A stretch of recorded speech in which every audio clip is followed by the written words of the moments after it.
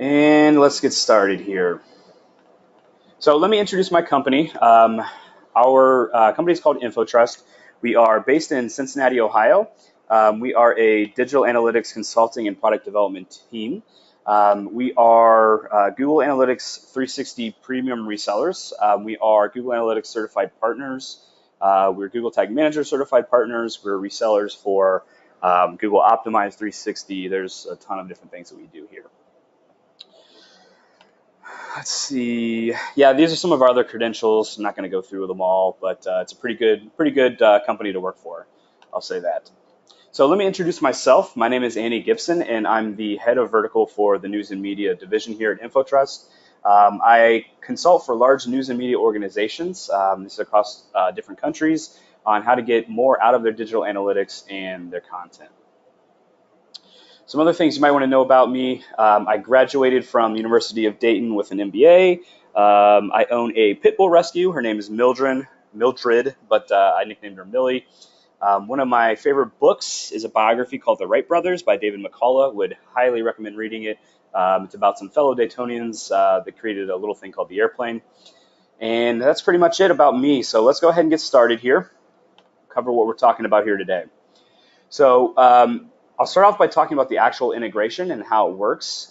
So I don't want to get too technical. So I'll try and cover the integration at a high level so I'm not confusing both you and I. Next, we'll cover the benefits of Google Analytics 360 and the DoubleClick for Publishers integration. I'll go over potential use cases of the integration and then show some example reports to demonstrate the power of the integration. And then finally, I'll take some time at the end to answer any questions related to Google Analytics 360 or the DFP integration. So without further ado, let's go ahead and get started. So I'm assuming that everyone in attendance knows what DoubleClick for Publishers is, but just to make sure, it's an advertising software as a service that's managed by Google. So Google actually bought DoubleClick in, I think it was March of 2008, and then later in 2010 relaunched it as DoubleClick for Publishers, and then also DoubleClick for Publishers Small Business. So essentially it allows publishers to easily sell and place ads on their digital properties. And for the sake of clarity, the DFP integration with Google Analytics 360 is only available for people using the premium version of DFP and not for DFP for small business. So if you are currently on DFP for small business, you aren't eligible for the integration until you upgrade to the premium version of DFP. So let me give you an example here. So when you go to a publisher site, and we'll use ESPN.com just as it's one of my favorite websites to visit daily, you'll see ads at the top, the side, the bottom of the page. More than likely, the ads that they're running, they're coming through DFP. There's a huge amount of websites that are using DoubleClick for Publishers to show these ads across all their different digital properties. So in this example screenshot here, you can see StubHub has a large banner ad at the top of the page, and then also they have a background, kind of like a background splash behind the content on the homepage. So the actual banner is at the top, and that's what's clickable. So for ESPN, DFP allows them to not only sell these ads pretty effortlessly, but also place those ads pretty simply by adding a single JavaScript tag on each of the pages that they want to show the ads on. And from there, they can really control where those ads are showing, what types of, what sizes, and that sort of thing that are able to be seen. The actual tag used to render these ads is called the Google Publisher tag, or GPT for short. But we're not going to get into much detail on that actual tag, but I did put a link on the resources slide at the end of the presentation for more info on the Google Publisher tag. So how does the actual integration between GA360 and DFP work? So essentially, Google Analytics 360 and DFP both utilize JavaScript tags that collect information on the page and also with ad interactions. So through the integration, the GA360 and DFP tags can communicate with each other to use a shared ID to identify joint actions by a user on the page. So each of these systems will log multiple IDs that are generated on the page, and then intertag communication ensures that those logged IDs are the same. So let me give you an example to make this a little bit easier to understand. For instance, let's say I go to ESPN.com, and this is assuming that ESPN.com is using both GA360 and DFP, and they have the integration set up. So Google Analytics 360 will record that I visited the homepage at a certain time, from a certain browser in a certain geographic location, etc. DFP is going to record similar information but related to the ads that are then shown on that page. So an example on the previous page of ESPN homepage, it will record an impression for that StubHub banner ad. Now let's say I click on that StubHub ad and another window opens up to take me to some StubHub landing page. GA360 and DFP are both able to match IDs for all of those actions being recorded. So that would be the page view from GA and then the impression and the ad click from DFP, and match them up so that within the reporting in GA, we know that a single user had one page view, one ad impression, and one ad click. Now, if these tags weren't able to communicate, Analytics 360 and DFP wouldn't be able to determine which ad impressions match which Analytics 360 hits. Meaning within the reporting, we wouldn't be able to say that I, as a user, had one page view, one ad impression, one ad click on the home page. So GA360 will only surface DFP data when both the linked DFP network and Analytics 360 property send hits to their respective systems from the same page. So they both have to send those hits from that page to both of the services, and they use that ID to essentially link those together. And as a side note, right now, video ads and mobile app ads are not currently supported. So right now, this is mainly for desktop. In this next section, I'm going to talk about the benefits of the GA360 and the DFP integration. So the integration between GA360 and DFP allows data to flow between the two tools. So there are two major benefits through that integration. One is you can share audiences from Google Analytics to DFP. And then the other one is that you can push DFP data into Google Analytics 360 reports. So essentially it goes both ways. One, you're sending GA audiences into DFP, and the other, you're sending data from DFP into Google Analytics 360 reports. So for the first feature, we'll discuss Google Analytics passing data into DFP. So essentially, a GA audience is a list of cookies or mobile advertising IDs that represent a group of users you want to re-engage with. Now, there are multiple Google tools that can use GA audiences, including AdWords, DoubleClick Bid Manager for remarketing campaigns, and then DFP for targeted ads. So the benefit of the integration going from GA to DFP is that you can show more personalized, relevant ads to people that are visiting your site. So this is made possible by two main abilities. The ability to target users based on their activity on your site, and then also the ability to target users based on their attributes. So the first ability is targeting users based on their activity on your site. So essentially, a Google Analytics audience is an advanced segment that you can then push into DFP to show ads to. Because GA360 is tracking users' behavior on your site, you're able to create audiences based on certain types of activity on your site. So let me give you a few examples. You can create an audience for people that visited the sports section of your site in the last week, showing that these people are much more interested in sports-related topics than the general user visiting your site and maybe only visiting weather or just news or something like that. Let's say you're a large advertiser like Dick's Sporting Goods, and that has been placing ads on your site. Wouldn't it be more valuable to be able to show their ads to only people that you know are interested in sports? I would think so. You could also show ads based on an engagement segment or engaged section of your audience. So for instance, show ads to people that have visited the site every day in the last week, or users that spend a certain amount of time on the site. Now, this is obviously a bit more theoretical, as I haven't really seen a publisher sell ads based on this yet, but it certainly is possible.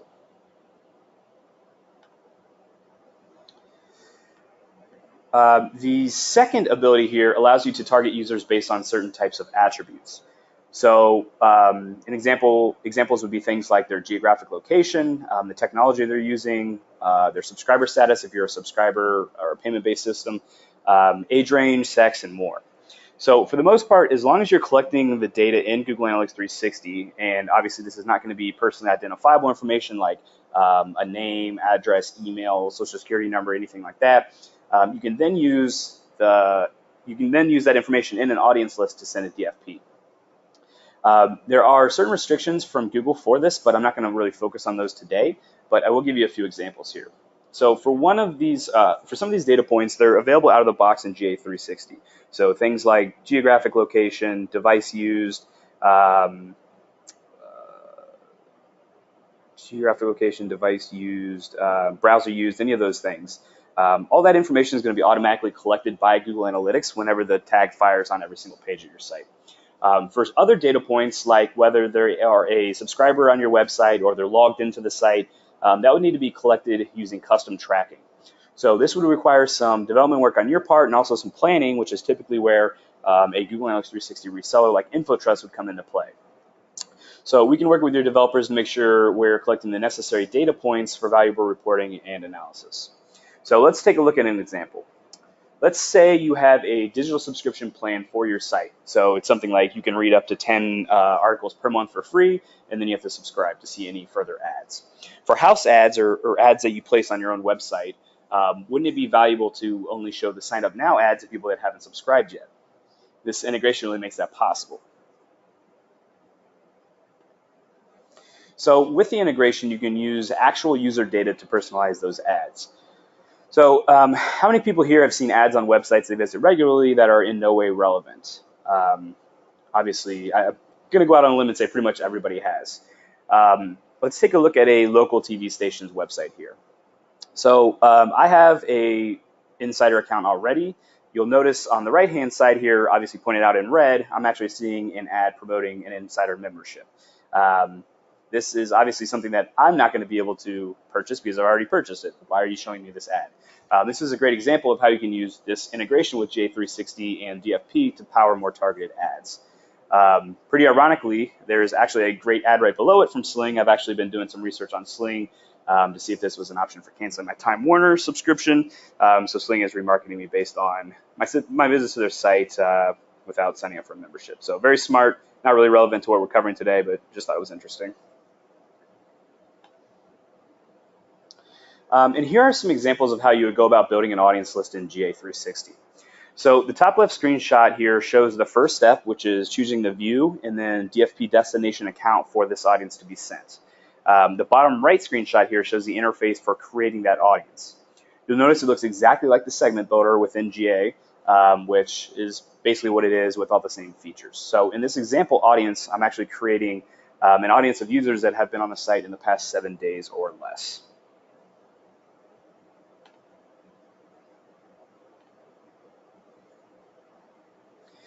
You can also take a previously created segment in GA and convert that to an audience list. So in this screenshot, you can actually see the process for doing that.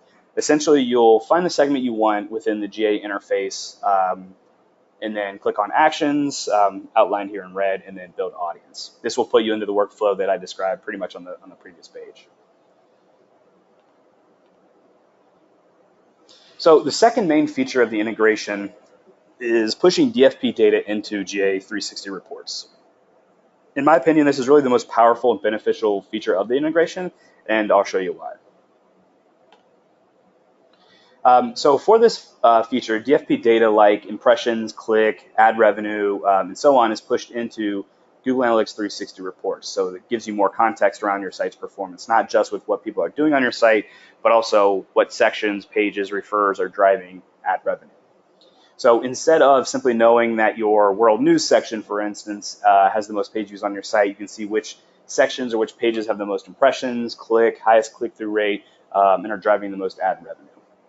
So this is all made possible by the GA360 and DFP tags being able to communicate with each other to actually use a single identifier, that single ID, so that all GA360 hits and DFP events can be matched up within the reporting. The main benefit here of sending data from DFP to GA is going to be a unified view of ad revenue and user behavior. So this will help you to essentially improve your monetization strategy on the site. So I've worked with many publishers that at the time couldn't really tell me which sections of their site were driving the most ad revenue or which types of content were driving the most ad revenue, the highest click rates, things like that. Without this knowledge, how can you really optimize your ad placements to improve KPIs like revenue per 1,000 sessions? And really, you can't. It's just very difficult to do that without that information in GA. So when the integration has been completed, you'll notice there's a new section of reports under the behavior section within Google Analytics called Publisher. This houses 3 standard reports. One's an overview report, one is a publisher pages report, and then a publisher refers report. So these reports are generated automatically, and you don't have to do any custom tracking for these reports to work. They essentially are made available to you within the interface once you've completed the integration.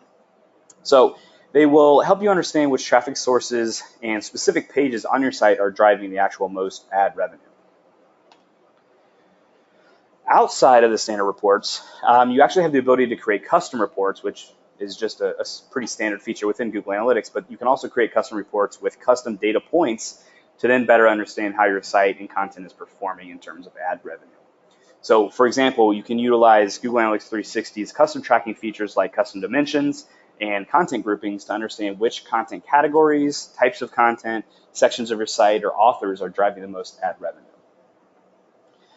These custom data points, custom dimensions, and custom or content groupings, they first need to be set up in your GA360 properties before you would be able to see them and then use them in the custom reports. But this is really where you'll see the most value from the integration. So with the standard reports, sure, you'll want to know for your entire site DFP metrics, overview DFP metrics like impressions, click-through rates, click revenue, etc. And it's also nice to see the top pages on your site in terms of those metrics and the top traffic sources that are driving these metrics as well. But for many of you, and I would honestly say probably all of you, this really isn't deep enough to provide the analysis you need.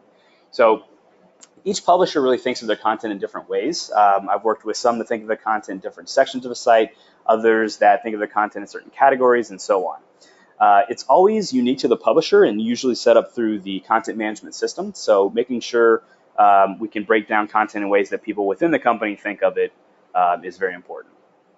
So let's think through a couple examples here. For newspaper sites like New York Times, they have many different sections of the site. The homepage, world news, US news, politics, health, tech, etc. If the New York Times utilized content groupings to group together like content, they would instead look at publisher revenue by each section. So questions like, does world news generate more revenue than US news? These answers are all valuable for ad revenue optimization. For an online news site like Mashable.com, they have many different types of content that appear on the site. They have stories, stories with videos, slideshows, sponsored content, etc. If they're using custom dimensions or content groupings to track these different types of content, they can then see things like if stories with ads drive more revenue than stories without ads. Or that said that wrong. Stories with videos drive more revenue than stories without videos. So one of our publishing clients actually uses content syndication, which is becoming increasingly popular within the publishing world. So they actually pull in stories from other local sites that they own. So for example, I might be on a local Dallas news site and an article that originally was published from the local Atlanta site shows up for me to read. So because of this, they track a specific content ID and content owner for each piece of content across all of their sites. So then they use a data visualization tool and the GA360 API to pull out content ID, content owner, along with DFP metrics to then see which piece of content is driving the most revenue across all of their stations. Sound valuable? The next section here is pretty light, but I still wanted to include it for people that are looking through the slides, the potential use cases here. So there are a few use cases I've listed here, but of course this is really not the end-all be-all list. So the number one use case we've heard from clients is understanding the types of content that is driving the most ad revenue. And that's the second feature of the integration, sending DFP data into Google Analytics 360 reports. This is a huge benefit for using GA360 and DFP, and pretty much the most important when it comes to our publishing clients. Other things, you can understand the types of content that drive the most ad revenue. So we do have clients that are interested in understanding how videos, articles, links, all those contribute to their ad revenue. You can also understand which types of content have the highest CTR and then optimize ad placements based on that data. Now we'll get to the good stuff. I'm going to show you some example standard and custom reports that our current clients are using.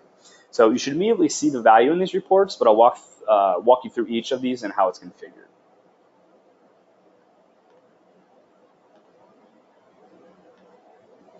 So first up are the standard reports. These are the reports that are automatically generated once the GA360 and DFP integration has been completed. So in this example report, this is the publisher overview. So this is essentially just showing you the overall metrics for the date range that you've selected. So for instance, from July 16th to August 15th of last year, they had a little over 17 million impressions. Let's see, a little over 24,000 clicks, and then publisher revenue of a little bit over almost $58,000. So pretty standard report, just showing you the DFP metrics within Google Analytics. The other reports are a little bit more sophisticated, though these still aren't the custom reports, so they're still not as sophisticated as we'd recommend. So for this default report, this is for publisher pages. I've whited out the actual pages, but these would be the page URLs. And so it's showing you by page URL essentially which are driving the most impressions, coverage, CTR, revenue, that sort of thing. So this is an easy way just to look at which pages are actually contributing the most to your ad revenue. This is the publisher referrals report. So these sources are whited out here, but essentially these would be sources like Google Organic, Twitter, social, Facebook, those sort of things, and then how those actually drive ad revenue on the site. So same idea as the last report, but instead of page URL, it's using the source, so the referral source of traffic. And now the good stuff. So for the custom tracking options, there were a few things that we first set up. So we were using custom dimensions. You can use custom metrics as well. We didn't really use those for these specific examples, but then also content groupings. In this example, custom report, this is for publisher content classification. So this client actually has all this stuff is set up in their CMS system. So whenever someone writes a new piece of content, whenever an editor adds it to the website, they pick the category, the content classification, that sort of thing. So these are all automatically generated. We put them essentially into the data layer because they use Google Tag Manager, and then we push these into Google Analytics as content groupings. So in this example, we're looking at the classification of content, things like the news section, homepage, their video player, things coming from the AP, live streams, traffic cams, that sort of thing. So instead of just being able to report on the page URL, which if you have a bad URL structure or if you have thousands of pages that fall under each of these content groupings, this is an easier way to group them all together and then see how, as a content classification, they're performing. Here's another example. So this is actually publisher content type. So you can see here they have story, category, video. Not set just means that it wasn't set, so it could be something outside of that, probably special pages or something, and then link. So same idea here, but instead of using content classification, they're using content group. So you can see how stories compare versus category pages versus actual videos. And same idea with the report. So we're using all of the same DFP metrics in this custom report, but it is further describing how different pages on your site would be operating. So again, instead of using just a page URL report, the standard report, you can actually add these into different types of content and then look how they're performing as a group. And then here's an example of the publisher content ID, and this is what we were talking about with one of our publishers that sets this with the CMS. Essentially, they syndicate their content across all their different websites, but then they can roll all that up within one of their roll-up properties in GA or within another data source or data visualization tool using the API.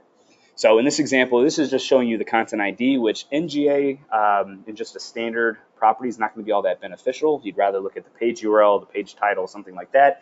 But again, if you're using a roll-up report like this is actually built with, you can then see how specific pieces of content perform across all of the different websites that it's being syndicated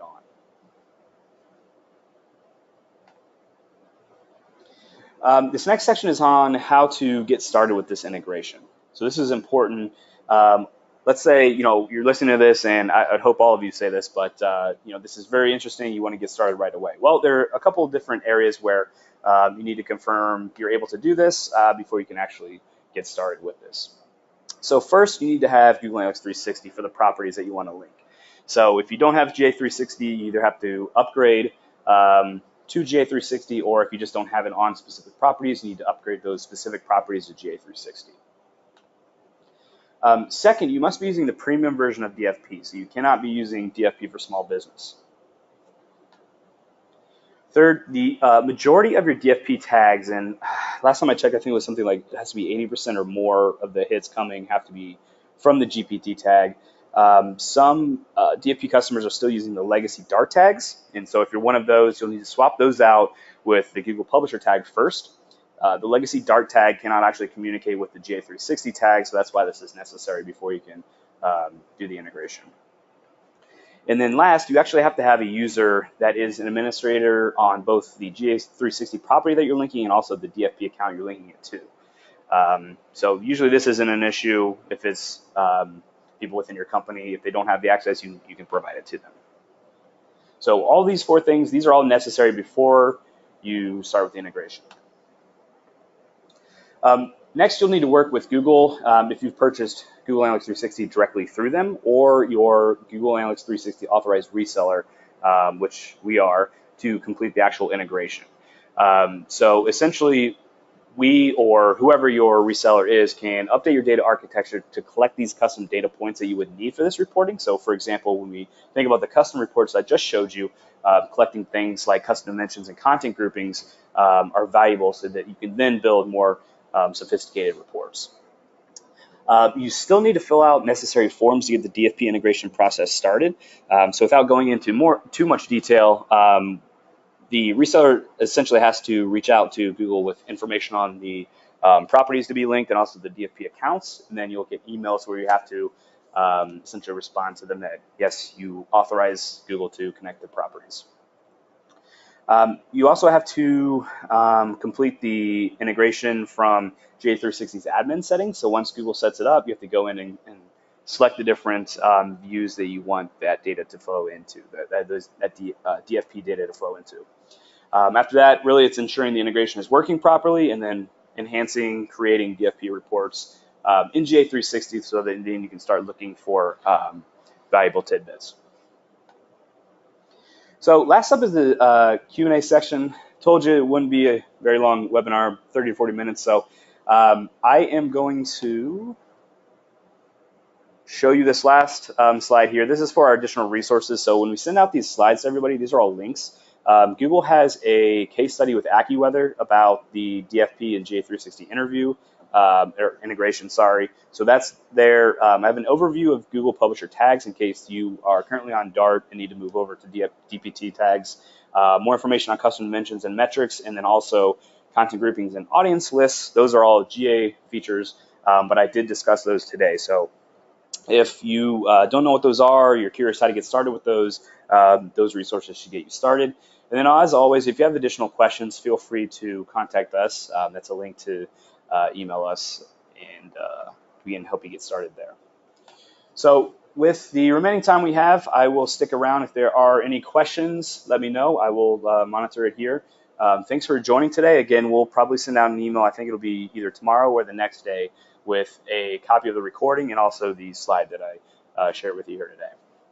So let me know if there's any questions. Use that question panel on the right here in GoToWebinar, and we'll get to those. Thanks a lot.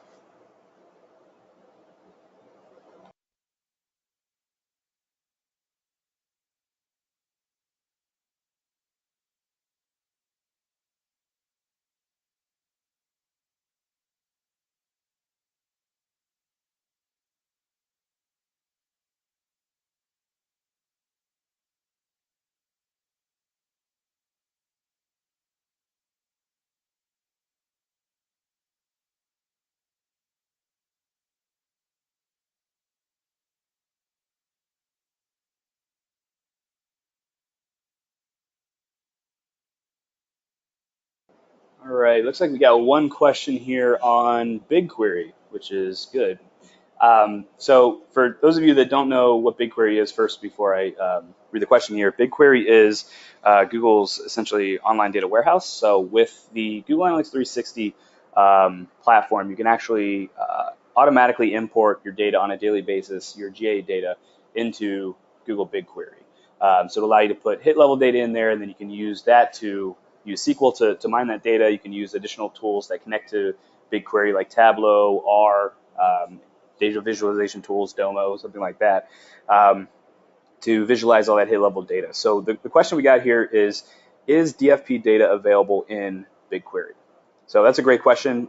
Yes, it is. So essentially, it works like this. Once you have the DFP integration set up with Google Analytics 360, you also need to then set up the integration with BigQuery to Google Analytics 360.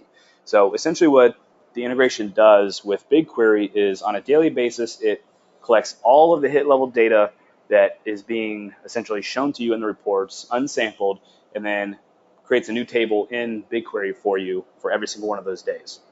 So with the integration with DFP, then it surfaces more dimensions and metrics within that GA export that goes into BigQuery. So then you can see all the information like revenue, clicks, cost, that sort of thing. So great question. Yes, it is possible. There are a couple things you need to do, obviously, first before that. One's connect DFP to GA360, and then the other's to connect GA360 to BigQuery. But yes, certainly it is possible to get DFP data into BigQuery. Good question.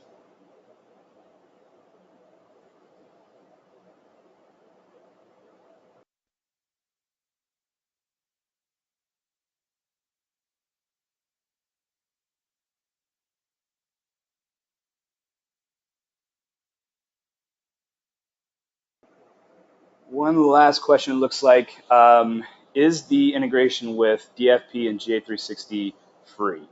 Yeah, that's a good question. I didn't mention that, but yes, it is free.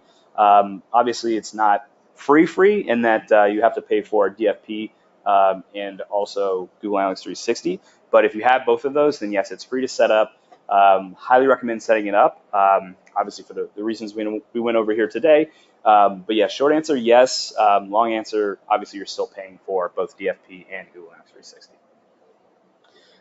That looks like it was the last of our questions here, so I'll wait around another couple minutes in case you guys think of any others, and then I will end the webinar, and we will be in touch shortly with you to send out the slides and also the recording. So thanks a lot for joining today, guys. Bye.